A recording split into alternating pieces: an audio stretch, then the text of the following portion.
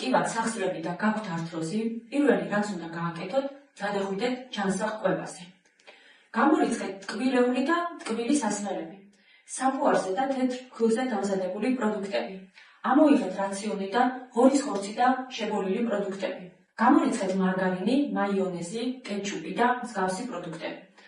ამოიღეთ რაციონიდან დაკონსერვებული საკვები.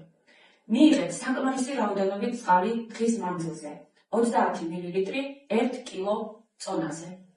თუ ამას არ გააკეთებთ, დამიჯერეთ, ვერც ერთი ექიმი და წამალი ვერ გადაარჩენს თქვენ სახსრებს.